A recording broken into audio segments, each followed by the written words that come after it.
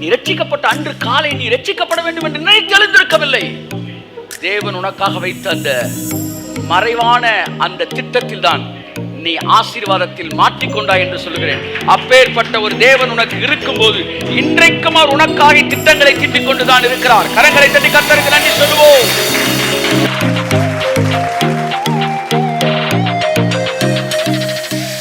உங்கள் கணவர் ஒரு ஆசீர்வாதம், உங்கள் மனைவி ஒரு ஆசீர்வாதம், இந்த ஊழியம் ஒரு ஆசீர்வாதம், இந்த ஊழியத்தில் நீங்கள் கனெக்ட் ஆனது ஆசீர்வாதம். ஆனா இது எல்லாம் எப்படி நடந்துச்சு? இது எல்லாம் தேவனுடைய ஹிடன் அஜெண்டால நடந்துச்சு. கரங்களை தட்டி கர்த்தருக்கு நன்றி சொல்லுவோம்.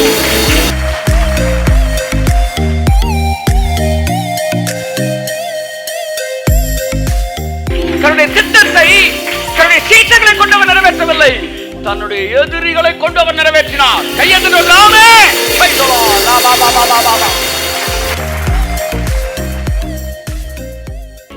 இது எல்லாம் நீங்க போட்டு கொடுத்த திட்டத்தில் அவங்களை ஆசீர்வதிச்சாரு. அதெல்லாம் அந்த டைம்ல அதினதின் காலத்தில் நேர்த்தியாய் செய்கிற நீ அல்ல, செய்கிற தேவன்.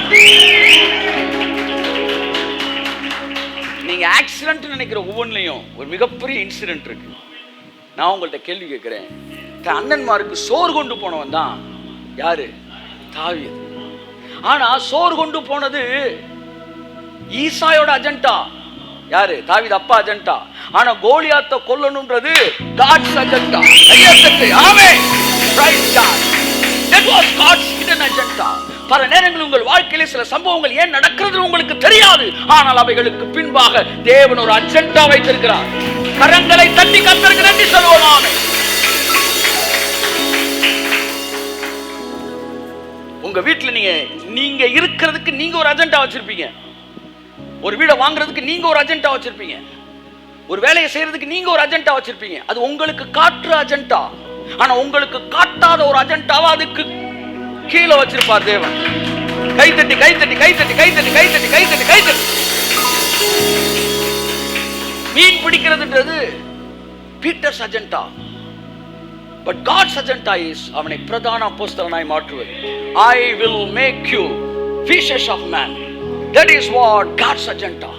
சோறு கொண்டு செல்வது டேவிட் கொடுக்கப்பட்ட அஜெண்டா. ஆனா கோலியாத்தை கொல்வது தேவன் வைத்திருந்த அஜெண்டா. உங்கள் வாழ்க்கையிலே சில நேரம் சாதாரண சம்பவங்களுக்கு கூட மிகுந்த பயபக்தியோட கடவுள் கொடுத்திருக்கிற ஒரு விஷயம் ஏதோ நடந்துகிட்டு இருக்கிறா என்ற நம்பிக்கையோடு கடந்து செல்லுங்கள். ஏனென்றால் நீங்கள் சாதாரணமாக எடுத்து வைக்கிற அடிகள் மிகப்பெரிய கோலியாத்தை அடித்து வீழ்த்தக்கூடியதாக அமையும். கரங்களை தட்டி கர்த்தரை சொல்லுமா. கொஞ்சம் யோசிங்க. தாவீது போயிருப்பான். போனதான் எனக்கு ஒரு பெரிய விஷயம் இல்லை சார். சாப்பாடு கொடுக்க போனவன் திரும்ப வரான் வீட்டுக்கு. வாசல் வரைக்கும் போயிட்டு எங்கடா வந்திருக்கேன்றான். இல்லை இந்த கவட்டை எங்கே வச்சேன்னு தெரிலன்றான். ஏய் அது இல்லாம நீ போக முடியாது. இல்லை கவன் அதை எடுத்து திரும்ப இடுப்புல சொருகிட்டு போனா பாருங்க. அங்கதான் காட்ஸ் அஜெண்டா. அவங்க அப்பா போற வழியில இதை அடிச்சுட்டு போலாம் அப்படின்னு எடுத்துக்கலாம். அவனுக்கு தெரியாது. It was an entertainment. ஆனா அவன் என்டர்டெயின்மெண்ட்டையே உலகத்துக்கு டெலிவரன்ஸா தேவன் மாத்தினார். Cinema was my entertainment. Media was my entertainment. இன்னைக்கு என்டர்டெயின்மெண்ட்டை எடுத்து நீ உலகத்துக்கு டெலிவரன். கர்த்தரின் கையை தட்டு. ஆமென்.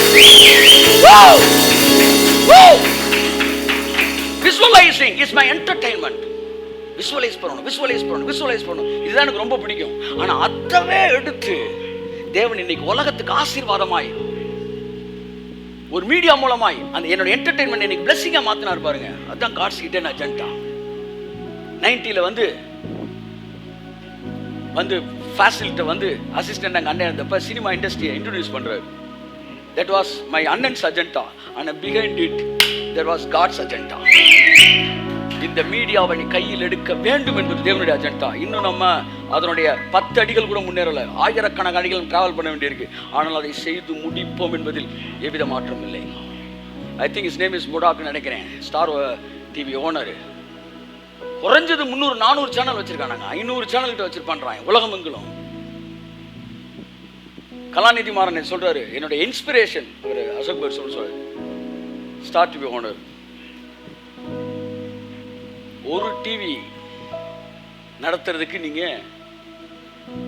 முழிப்புதுங்கிறேன்னு பேசிட்டு இருக்கோம். நம்ம 500 சேனல் உலகம் முழுவதும் north Indian channel, south Indian channel, வந்து அரபிக் சேனல்ஸ், ஹாலிவுட் சேனல்ஸ், வேர்ல்டுல number 1. You just think about it.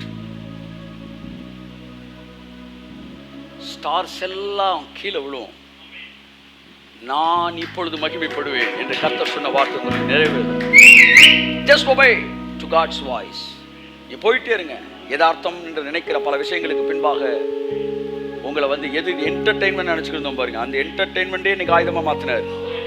கவன் எறிவது என்பது அவனோட என்டர்டெயின்மெண்ட். அவன் வந்து என்டர்டெயின்மெண்ட்டும் கிடையாது, அவன் ஆடு மேய்ப்பதிலே அவன் பயன்படுத்தின ஆயுதம். அதை வச்சு ஒரு நாட்டுக்கு டெலிவரன்ஸ் கொடுத்தாரு ராசா. That is God's design and hidden agenda. யோசிப்படுத்துக்கங்க. அவன் இந்த சகோதரர்களை தேடி தான் போறான், அவனு சோறு கொடுக்க தான் போறான். சோறு கொடுக்க போன 2 பேரை பாருக்கே சோறு போடும்படி தேவன் மாத்துறாரு. ஒருத்தனை ராஜா ஆகிட்டாரு, ஒருத்தனை மந்திரி ஆகிட்டாரு, ஜனாதிபதி ஆகிட்டாரு. ஏதாச்சும் ஒரு வேலை உங்களுக்கு கொடுத்தா அந்த வேலையை ஒழுங்கா செய்யுங்க. அந்த வேலையிலிருந்து எப்ப நான் உயர்த்தப்பட போறேன்னு நினைக்காதீங்க. அந்த வேலைக்கு பின்னாடி தான் ஒரு ஹிடன் அஜெண்டா தேவன் உனக்கு வச்சிருக்கிறார். எகிப்திலே ஏறக்குறைய 40 வருஷம் மோசே இருந்தான். அவன் நினைச்சிருக்கலாம், வாழ்க்கையெல்லாம் வேஸ்ட் ஆகிட்டேன் ஆண்டவரே.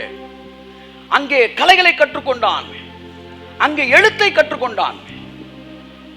அவன் நினைச்சான் வேஸ்டா போயிடுச்சு. கர்த்தர் இல்லடா, அது என் ஹிடன் அஜெண்டா. எதுக்காண்டவர் எழுத்த கத்த? அப்பதான்டா 10 கட்டளை நான் சொல்லும் போது கடகடன்னு உன்னால எழுத முடியும். சோ சீனாய் மலையிலே அவர் வைத்திருந்த அந்த திட்டத்தை நிறைவேற்ற எகிப்திலே அவனுக்கு பயிற்சி கொடுத்தார் தேவன். அநேகர் சொல்லுவாங்க 30 வருஷம் 20 வருஷத்தை நான் வந்து லீகலிஸ்டிக் பிரீச்சிங்ல நான் வேஸ்ட் பண்ணிட்டேனே. அப்பவே கிருபை தெரிஞ்சிருந்தா ஒன்னும் நடந்திருக்காது.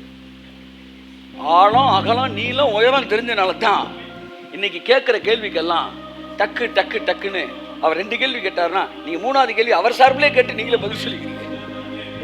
தேவன் திட்டத்தோடு அங்க வைத்திருக்கிறார். உன் வாழ்க்கையில வீணான நாள் என்று ஒரு நாளும் இல்லை. Waiting period is not a wasting period. உன் வாழ்க்கையில் சாதாரணமாக நடந்து கொண்டிருக்கிற நாள் என்று கூட எதுவும் இல்லை. கையை தட்டு. ஆமென். பயனற்ற நாள் என்று எதுவும் இல்லை, வீணான நாள் என்று எதுவும் இல்லை. For every day God has a hidden agenda. உனக்கு தெரியாது, ஆனா தேவன் திட்டம் வச்சிருக்கார். புத்திசாலித்தனமா அவன் பாட்டுக்கு அவர் ஓரமா உட்காந்து புளியோதரையை சாப்பிட்டுட்டு மீதி அம்மா இதை கொட்டிட்டு அப்பா சாப்பாடு கொடுத்துட்டேன். ஏன்னா அவங்க 6 மாசத்துக்கு ஒரு வீட்டுக்கு வரவீங்க. அப்படி சொல்லாம அவன் நேரா போய் கொடுக்க போனா பாருங்க, அங்க தேவன் செஞ்சு. அதே மாதிரி யோசேப்பு அவனை பிரிய அன்னைக்கு போனவன் திரும்ப வரவே இல்லை. அப்படியே போய் எகிப்துக்கு போயிட்டான்.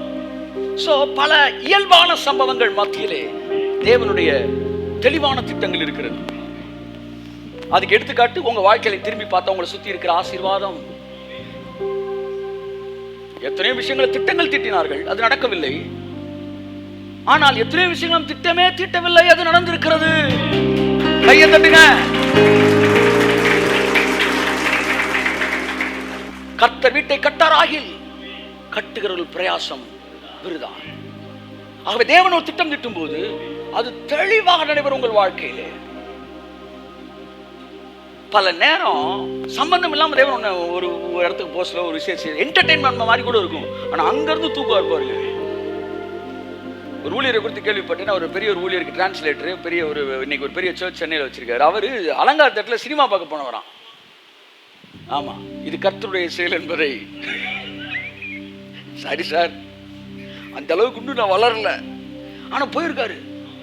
போன இடத்துல இன்டர்வல்ல ஒருத்தர் பேசியிருக்கிறான். வந்து அவன் ரசிக்கப்பட்டு பின்மாறினவன் பக்கத்துல உட்காந்துருக்கான். இது கர்த்தருடைய செயல் என்பதை. அவன் என்ன செஞ்சிருக்கிறான், இவருக்கு சுவிசேஷம் சொல்லி இருக்கிறான். இன்டர்வல்ல 2 பேரும் கை ஒருத்து கோணையை சாய்ந்துட்டு ஜோம் பண்ணிட்டாய். ஜோம் பண்ணி அன்னைக்கு அவர் ரசிக்கப்பட்டார். இன்னைக்கு ஒரு பெரிய தீர்க்கதரிசி வீட்டுல ஆமா செட்டில் ஆயிட்டு, நல்லா மினிஸ்ட்ரியில செட்டில்டு. அவ்வளவு பெரிய நபர். இன்னைக்கு கின்னஸ் ரெக்கார்டு, அவர் கின்னஸ் ரெக்கார்டு சாக்ஸ் வாஸ்டர்ல கின்னஸ் ரெக்கார்டு வாங்கியிருக்கிறார். such a powerful mighty man. எங்க தூக்குனாரு? அலங்கார் தியேட்டர்ல தூக்குனாரு. ஆமா, அலங்கார்ல வச்சு அலங்கரிச்சாரு. கையத்தட்டு. அலங்கார வாசல்.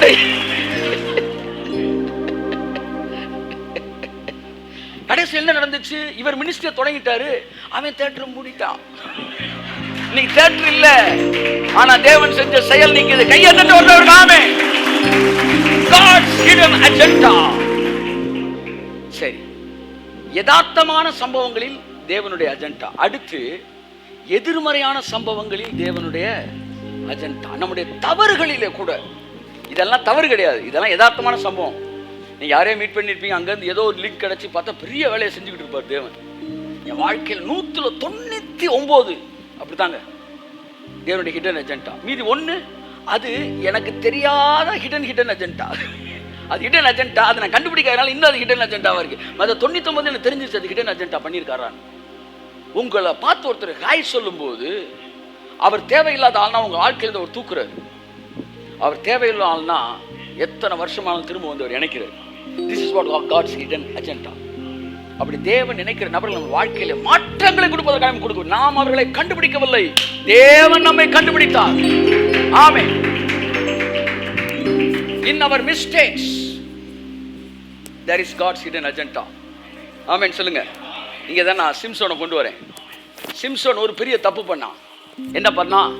ஒரு பெண்ணை பார்த்து நிலவை பார்த்தான், நிலவில் ஒளி இல்லை. அவள் கண்ணை பார்த்து மலரை பார்த்தான், மலரின் மனம் இல்லை. ஆனால் அவன் செய்த தவறுகளுக்குள்ளாக தேவனுடைய செயல் ஒளிந்திருந்தது. ஆமென்.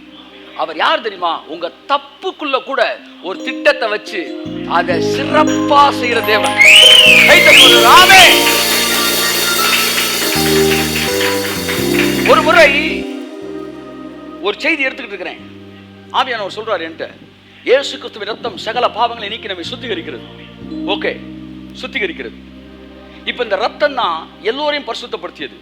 அதே ரத்தம் தான் இயேசுவையும் என்ன செய்தது? ஏன்னா எல்லாருடைய பாவங்களையும் அவர் சுமந்தபடினால் அவர் மேல இருந்த பாவம் அந்த ரத்தத்தினாலே என்ன செய்யப்படுகிறது? பரிசுத்தப்படுகிறது அப்படின்னு என்கிட்ட பேசுறாரு. இதை நான் உன்கிட்ட பேசிட்டேன், ஆனா நீ அதை வெளியே பேசக்கூடாது அப்படின்றாரு. சரிங்க ஆண்டவரே அப்படி நோட்ஸ் எடுத்துட்டு உணர்ச்சி பூர்வத்தில் ஸ்டேஜுக்கு வந்த உடனே, இயேசு கிறிஸ்துவின் ரத்தம் சகல பாவங்களை கழுவி சுத்திகரிப்பது போல அந்த ரத்தத்தின் வழியாகத்தான் அந்த மகாபிரதான ஆசாரியன் என்ன செய்யறான்? அந்த ரத்தத்தை எடுத்து மற்றவருடைய பாவங்களுக்காகவும் தன்னுடைய சொந்த பாவங்களுக்காக ஜெபிக்கிறான். இவரோ தன் சொந்த பாவம் ஒன்றுமே கிடையாது, மற்றவருடைய பாவங்களுக்காகத்தான் அந்த ரத்தத்தை கொண்டு போறாரு. அந்த மற்றவருடைய பாவம் எங்க தான் இருக்கு? அது எல்லாம் அவர்கிட்ட வந்துருச்சு. அப்ப நம்ம எல்லாம் பரலோகத்துக்கு போகலாம், ஆனா அவருக்கு ரத்தம் வந்து அவருக்கு வந்து பாவங்கள் வந்து அப்படின்னா அவர் பரலோகத்துக்கு வர முடியாதுல்ல. அதான லாஜிக். அதுக்கு பதில் சொல்லு.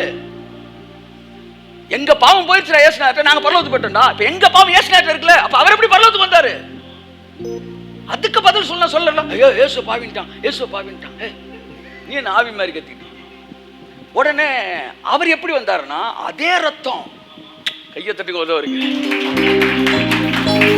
ஒரு சோப்பு உன் உடம்புல இருக்க அழுக்கெல்லாம் கழுவுது. அப்ப அந்த அழுக்கெல்லாம் எங்க விட்டுது? அப்ப அந்த சோப்பை இன்னொரு சோப் போட்டா கழுவிட்டு இருக்க. கையை தட்டு, கையை தட்டு, கையை தட்டு, கையை தட்டு. ஆமென். அப்ப அந்த சோப்பு என்ன செய்யுது? அந்த அழுக்க தான் வாங்கினது, அந்த அழுக்க அந்த சோப்பு தனக்குள்ள இருக்கிற அந்த சோடா காரத்தினாலே, கரெக்ட் தானே, அது கழுவுகிறது. எத்தனை பேசினேன்? அந்த ரத்தத்தினாலே அவரும் பரிசுத்தமாக்கப்பட்டார், பரலோகத்துக்குள்ள கடந்து வந்தார். பேசியிருக்க கூடாது, பேசிட்டேன் சார். ஏன்னா அவன் பாவம் பாலை குடிச்சாலே செமிக்க மாட்டேன்னு, அவனுக்கு மாட்டுக்கறியை நல்லா ரோஸ்ட் பண்ணி தொண்டையில் அடைச்சா அவன் விக்கிருச்சு. அவனுக்கு பேசிட்டு இறங்கிட்டேன். நான் சொன்னேன், ஒரு சின்ன மிஸ்டேக் நடந்துச்சு தம்பி, இந்த மேட்டரை வந்து இப்போ பேசியிருக்க கூடாது. பைபிளில் சில சம்பவங்கள் வந்து இதை முத்திரை போடு, இதை பேசாதன்னு சொல்லுவார். நான் முத்திரை உடைச்சிட்டேன். உடனே நீ இப்போ எடிட்டிங்கில் போய் அதை கட் பண்ணி தூக்கிடுறான்னு இறங்கினோன்னு அதான் சொன்னேன். நைட் அவன் எடிட்டிங் போட்டு இது வந்து இப்போ இவங்க செரிமானம் இல்லை, எல்லாம் குழந்தையா இருக்குது, கட் பண்ணி தூக்கியிருக்கான். ஆனால் இவனோட வருமானத்தை அங்கே உட்காந்து பேசிக்கிட்டு இருக்கும் போதே டவுன்லோட் பண்ணிட்டார் தாத்தா. கிராண்ட்ஃபா என்ன செஞ்சுட்டாரு? பேசிட்டு இருக்கும் போதே சிரிச்சுக்கிட்டே டவுன்லோட் பண்ணிட்டார். நம்ம ஒரிஜினல் வீடியோல அந்த மேட்ரு இல்லை, ஆனால் இவர் வீடியோல அந்த மேட்ரு இருக்கு. That was my hidden agenda. உடனே இதை ஃபேக்ஸ் பண்ணி உலகம் முழுவதும் பரப்பு. இதோ இயேசுவை பாவி என்று ஒரு மனிதன் சொல்லிவிட்டான். அடிச்சா ஊர் ஃபுல்லா தகர்க்கிறான். எம்படி திரும்புறான், இயேசு பாவி, இயேசு பாவி, அட்டப்பாவி, ரிக்கா பாபா பாபா. நான் அந்நிய பாஷையில அருவாள் எடுத்துட்டேன். அமைதி அமைதி அமைதி. உங்களை கொலை செய்கிறவர்கள் தேவனுக்கு தொண்டு செய்கிறவர்கள் என்று இன்னும் காலம் வரும். பேசினார், அம்புட்டு பேரை சமாளிச்சுக்கிட்டு இருக்கேன், வந்து வர்ற பக்கம்லாம் அடிச்சு தகர்த்துக்கிட்டு இருக்கேன். ஆமாடா ஆமாடான்னு அதை பற்றி விளக்கம் சொல்லி பெரிய புத்தகம் போடுற அளவுக்கு எனக்கு விளக்கம் வந்துருச்சு. தட்டிக்கிட்டே இருக்கேன். திடீர்னு ஒரு பால் நார்த் இந்தியாவிலேருந்து வருது, பீகார் மாநிலத்து. என்னடான்னு பார்த்தா அண்ணன் அகஸ்டின்ட்டு போட்டு விட்டார். அவர் நேராக, அன்பான தமிழ் குடி பெருமக்களே, ஐயோ என் மிஸ்டேக்கு, மெசேஜ் மிஸ்டேக் இல்லை, அதை சொன்ன டைம் மிஸ்டேக். கர்த்தர் சொன்ன லீவ் இட். அந்த மிஸ்டேக்குள்ள எனக்கு ஒரு ஹிடன் அஜெண்டா இருக்குன்னு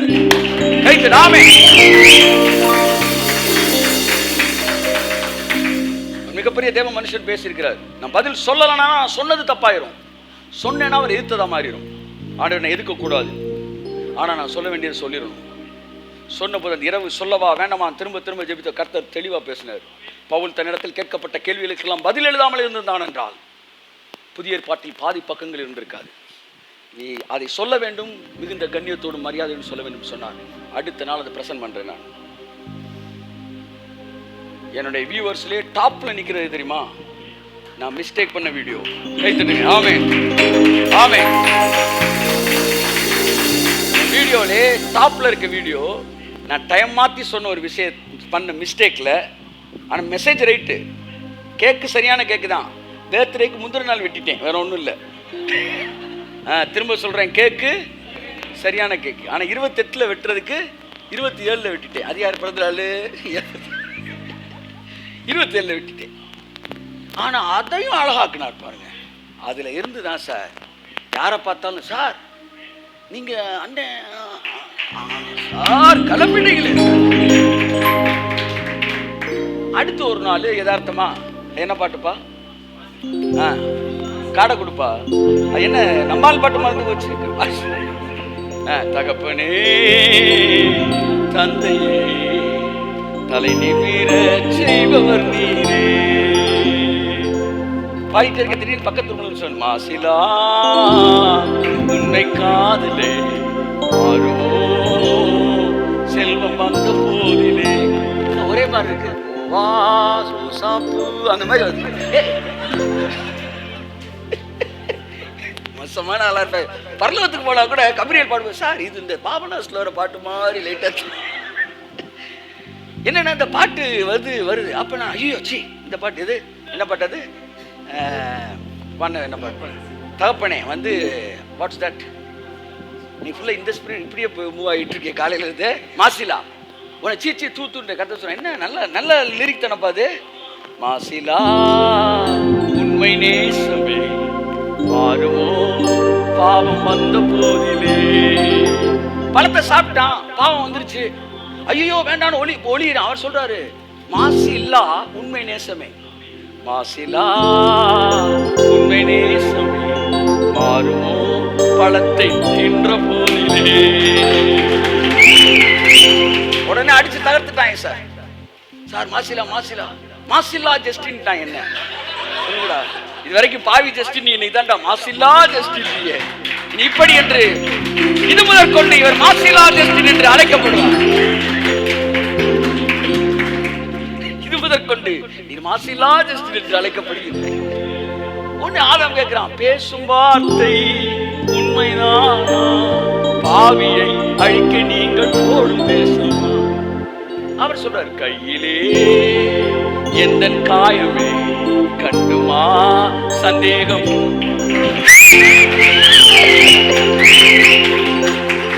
சிலுவையாலே ஒன்று சேர்ந்தோ இந்த நாள் இன்பம் என்று இப்ப எவனுக்குமே அந்த பாட்டை பாட எம்ஜிஆர் ஞாபகத்துக்கு வர மாட்டேன்றாரு, கர்த்தர் தான் ஞாபகத்துக்கு வராரு. அவன் பாட்டுக்கு பாடுறான். ஆமா நான் அந்த பாட்டை அதோட சேர்த்துக்கிட்டேன். மாசிலா பாவம் வந்த போதிலே பேசும் வார்த்தை உண்மைதானே, பாவியை நீதிமானாக்குவதற்காய் கையிலே உந்தன் காயமே கண்டுமா சந்தேகம் உந்தன் மீதிலே, சிலுவையாலே ஒன்று சேர்ந்தோ இந்த நாள் இன்ப நாள் என்று காணுவோம், இன்ப நாளின் எல்லை காணுவோம். மாசிலா மாசிலா மாசிலான்ட்டாங்க. இதை நான் எங்க பாடியிருக்க கூடாது, 2 வரியோட முடிச்சிருந்துருக்கணும். தகப்பனே தந்தையே தலை நிமிர செய்பவர் நீரே. தகப்பனே தந்தையே தலை நிமிர செய்பவர் நீரே. கேடகம் நீரே மகிமையும் நீரே. கேடகம் நீரே மகிமையும் நீரே. நிமிர செய்பவர் நீரே. தலை நிமிர செய்பவர் நீரே.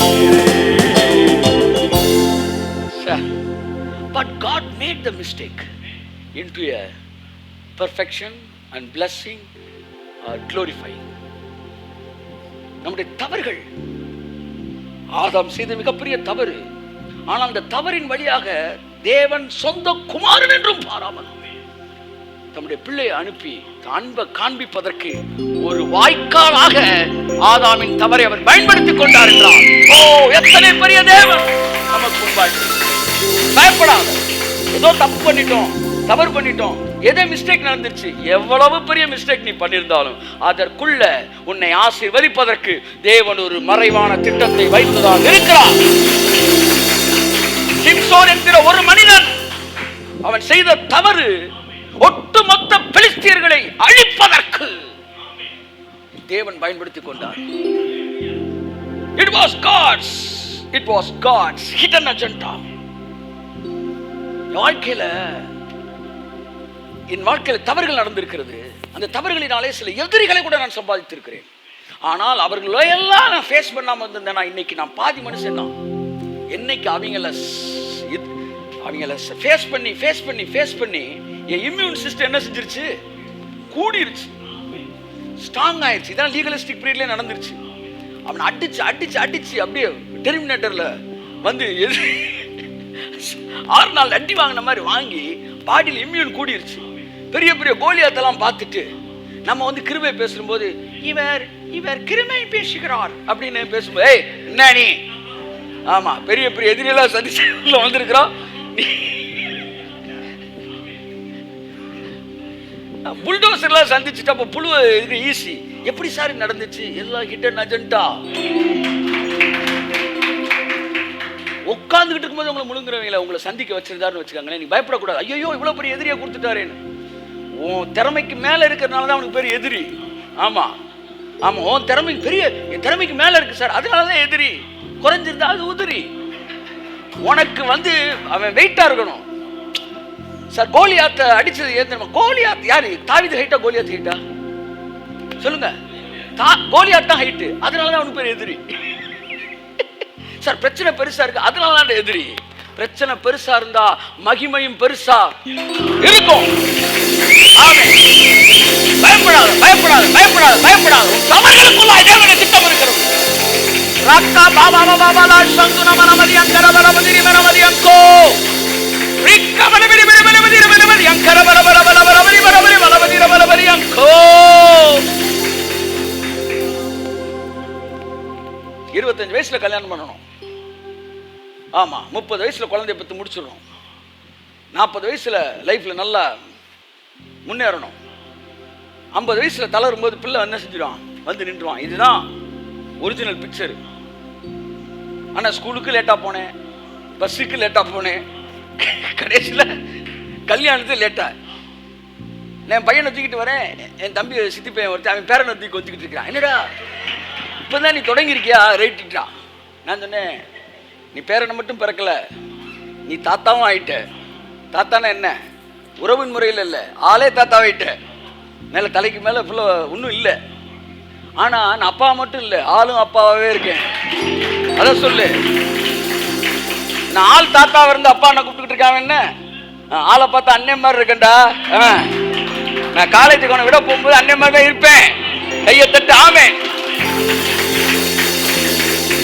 பிரின்சிபால் என்கிட்ட கேட்பாரு கட்டாயம். ஆமாம், அட்மிஷன் உங்களுக்கா அவருக்கா? ஆனால் நீங்கன்னா இன்னும் ஒரு வருஷம் கழிச்சு வாங்க, அவர்னே இப்பயே போட்டுடலான்னு பைரசன். எல்லாம் தாமரமா. It's not God's design, it's my mistake. ஆனால் எனக்கு எத்தனை பேர் திருமணம் தாமரமானு வரும்போது என்னை பார்த்த உடனே அவனுக்கு உயிர் வருது. அப்படியே பேரு நோ செய்தி. என்னை பார்த்த உடனே உனக்கு அல்லாயிட்டிங் தான். ஐயா 30 வயசை தாண்டிட்டேன், குழந்தை பிறக்குமா? மாமா ஒய்ஃபை உள்ளேருந்து கூப்பிட்றேன், நான் வந்துட்டேங்க. 40 வயசுல குழந்தை பண்ணு, ஹெல்தியா குழந்தை பண்ணு, தெளிவாக பேசிட்டு இருக்கிறான். ஆமாம், நம்மளாம் வந்தோன்னே ஃபேன் ஃபேன் சொல்ல மாட்டேன்றான். This is ceiling fan, wall mounted fan, exhaust fan, ventilating fan அப்படின்னு ஃபேனை பிரிக்கிறான். சிபியூ ஃபேன் வர சொல்கிறான் சார். ஃபேனில் 12 வகை சொல்லி தான் சொல்கிறேன். இத்தனை ஃபேன்றான். அன்னைக்கு யாரோ தம்பி வந்து வெனிஸ்பர் வந்து பையன் வந்து வந்து கீசர் அப்படின்றான் எங்கள் ஹோட்டலில். இதில் கீசர்னு இது வாட்ஸ் தட் வாட்டர் ஹீட்டர்ன்றான். இவன் சொல்கிறான் சிறுசாக இருந்தால் வாட்டர் ஹீட்ரு, பெருசாக இருந்தால் கீசர்ன்றான். எனக்கு அப்போ தான் தெரியுது. என்னையா பயல்கிட்ட கேட்குறேன், கீசர்னா நான் வாட்டர் ஹீட்டர் நானே, சிறுசாக இருந்தால். அவன் தெளிவாக சொல்கிறான், this is water heater, this is கீசர்ன்றான். எக்ஸாஸ்ட் ஃபேன் வேற, வெண்டிலேட்டரிங் ஃபேன் வேண்டான். பாத்ரூம்ல இருந்தால் அதுக்கு பேர் வேற, கிச்சன்ல இருந்தால் அந்த ஃபேனுக்கு வேற. டே எங்கடா இருந்த எவ்வளோ நாளா? ஆனால் ஒரு கதை சொல்லி கொடுத்து இந்த கதையை சொல்கிறான்னு சொல்ல மாட்டேன்றான். என்னன்னா அதெல்லாம் பொம்பளை பிள்ளைய சமாச்சாரன்றான். ஆனால் பொம்பளை பிள்ளைய கிளீனாக வந்து நான் சொல்ல பாரா யார் நம்ம ஜோயல் பிள்ளை வந்து அழகா ஒரு ஊரில் ஒரு காக்கா இருந்துச்சு, அந்த காக்கா வந்து வடையை தூக்கிடுச்சு அழகா சொல்லுது. கதை சொல்கிறானா? நமக்கு ஊருக்கு அதெல்லாம் தெரியாது சார்ஜா. அப்போ என்னடா வெண்டிலேட்டர் ஃபேன், சீலிங் ஃபேன், அவன் வேலையை கையை பிடிச்சி கூட்டு போய் என்ன அது இது என்ன அது இது வந்து எலக்ட்ரிக் ஸ்டவ். அவனை வேமா ஒய்ஃபை எலக்ட்ரிக் ஸ்டவ் இல்லைங்க அது, அது வந்து what's that induction stove. Induction. அவன் தெளிவாக இருக்கிறான். இது ஒரு ஆள்கிட்ட கேட்டு இன்னொரு ஆள்கிட்ட கன்ஃபார்ம் பண்ணுறான் சார். ஒரு உளறுனாலும் உளறி இருப்பான். எங்கள் அண்ணன் என்ன செஞ்சான், ஏர் கூலர் ஃபேனுன்ட்டான். எதை வந்து எக்ஸாஸ்ட் ஃபேனை. உடனே சொல்கிறான் பெரியப்பா எக்ஸாஸ்ட் ஃபேனை ஏர் கூலர் ஃபேன் தப்பாக சொல்லிட்டாரு ஊரெல்லாம்.